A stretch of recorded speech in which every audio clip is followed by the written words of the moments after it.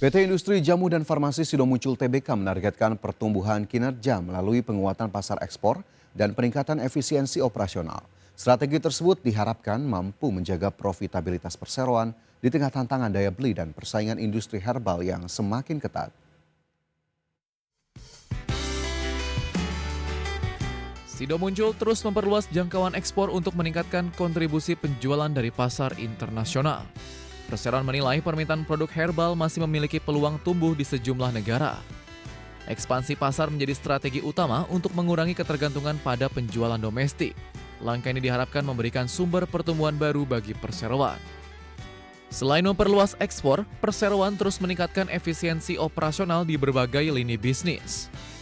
Optimalisasi biaya produksi dan distribusi menjadi fokus untuk menjaga margin keuntungan. Langkah efisiensi juga dilakukan untuk menghadapi kenaikan biaya bahan baku dan tantangan ekonomi. Strategi tersebut diharapkan menjaga kinerja keuangan perseroan sepanjang tahun. Sido Muncul terus mengembangkan produk baru sesuai kebutuhan konsumen dan tren gaya hidup sehat. Perseroan memanfaatkan kekuatan riset untuk meningkatkan daya saing produk herbal modern. Inovasi menjadi faktor penting untuk memperluas pangsa pasar di dalam maupun luar negeri. Diversifikasi produk diharapkan mendukung pertumbuhan penjualan berkelanjutan. Manajemen menilai industri herbal nasional masih memiliki peluang pertumbuhan dalam jangka panjang. Meningkatnya kesadaran masyarakat terhadap produk kesehatan menjadi pendorong permintaan. Dengan dukungan ekspansi ekspor dan efisiensi operasional, Sido Muncul optimistis mampu menjaga kinerja bisnis. Strategi tersebut diharapkan memperkuat posisi perseroan sebagai pemimpin pasar herbal di Indonesia. Berbagai sumber IDX Channel. PT Steel Pipe Industry of Indonesia Tbk memproyeksikan permintaan baja akan berangsur pulih seiring berjalannya proyek infrastruktur dan meningkatnya aktivitas industri nasional. Perseroan optimistis pemulihan pasar akan mendorong peningkatan penjualan meski tantangan dari kondisi ekonomi global masih membayangi. Manajemen ISSP menilai permintaan baja berpeluang membaik pada paruh kedua tahun ini didukung pemulihan berbagai proyek pembangunan. Pemulihan tersebut diharapkan meningkatkan kebutuhan pipa baja untuk sektor konstruksi energi dan manufaktur. Perseroan terus menjaga kapasitas produksi agar siap memenuhi kenaikan permintaan. Strategi ini menjadi langkah perseroan menangkap peluang pasar saat kondisi berangsur membaik. Proyek infrastruktur nasional masih menjadi salah satu penopang utama kebutuhan baja di Indonesia. Selain itu, sektor migas, perkebunan, dan industri manufaktur juga diperkirakan meningkatkan kebutuhan pipa baja. ISSP terus memperluas pangsa pasar dengan menawarkan produk yang sesuai kebutuhan berbagai sektor. Langkah tersebut diharapkan menjaga pertumbuhan penjualan perseroan. Di tengah persaingan yang ketat, ISSP terus meningkatkan efisiensi produksi dan pengelolaan biaya operasional. Perseroan juga berupaya meningkatkan produktivitas untuk menjaga daya saing produk di pasar domestik. Strategi efisiensi dinilai menjadi kunci dalam menjaga margin usaha di tengah fluktuasi harga bahan baku. Upaya tersebut diharapkan mendukung kinerja keuangan perseroan. Meski industri baja masih menghadapi tantangan global, ISSP menilai prospek jangka panjang tetap positif. Kebutuhan baja diperkirakan terus tumbuh seiring pembangunan infrastruktur dan ekspansi industri nasional. Perseroan akan terus memperkuat posisi di pasar domestik melalui peningkatan kualitas produk dan layanan. Optimisme tersebut menjadi dasar ISSP untuk melanjutkan strategi pertumbuhan bisnis. Berbagai sumber IDX Channel.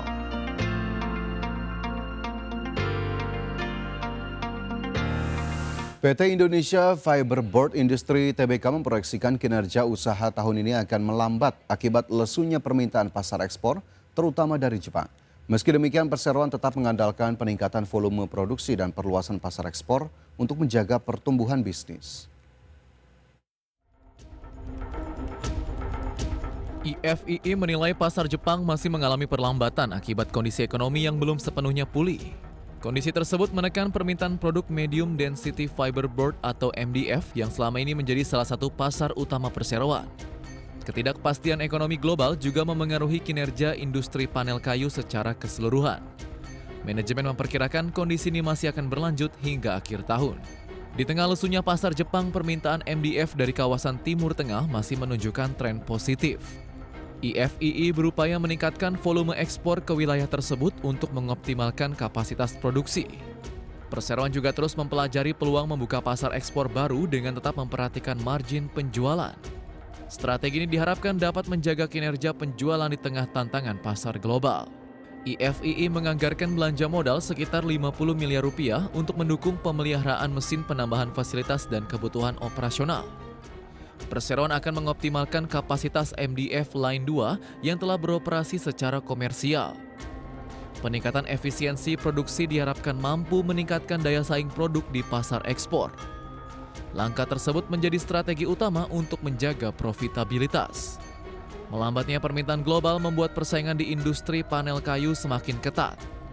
Produsen dituntut meningkatkan efisiensi sekaligus mencari pasar baru untuk menjaga pertumbuhan. IFII menilai diversifikasi pasar menjadi kunci dalam menghadapi dinamika ekonomi dunia.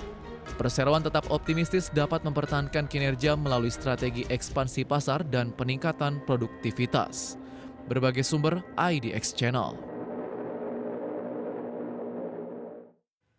Selanjutnya dari indeks harga saham gabungan pemirsa, usai rally 9 hari beruntun, indeks harga saham gabungan terpantau terkoreksi di mana terpantau dari laju IHSG yang melemah pada perdagangan di sesi pertama Rabu 22 Juli 2026. IHSG terkoreksi 0,39% ke level 6.315. Indeks harga saham gabungan sempat menyentuh level terendah di sesi pertama di 6.297 setelah sebelumnya sempat bergerak di zona hijau dan bahkan menguat ke level 6.394. Nilai transaksi yang dibukukan pelaku pasar mencapai 11,21 triliun rupiah.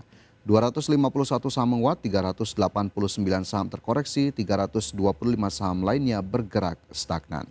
Dan jika kita gali lebih lanjut pemirsa dari data perdagangan di sesi pertama, kita coba cermati saham-saham apa saja yang masih bergerak menguat di tengah koreksi IHSG yang masuk dalam top gainers, diantaranya ada PT RO naik 4,92% ke level 4.690, Antam naik 1,63% ke level 3.110, Brand menguat 6,57% ke level 3.730 dan BNBR naik 1,87% ke Rp109 per saham.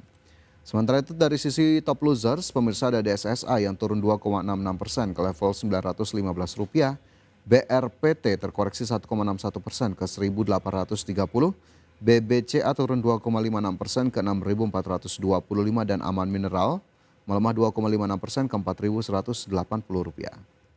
Sementara dari sisi sektoral, pemirsa sektor properti naik 1,34%, teknologi naik 1,16%, kesehatan melemah 1,25%, transportasi dan logistik terkoreksi 1,11%.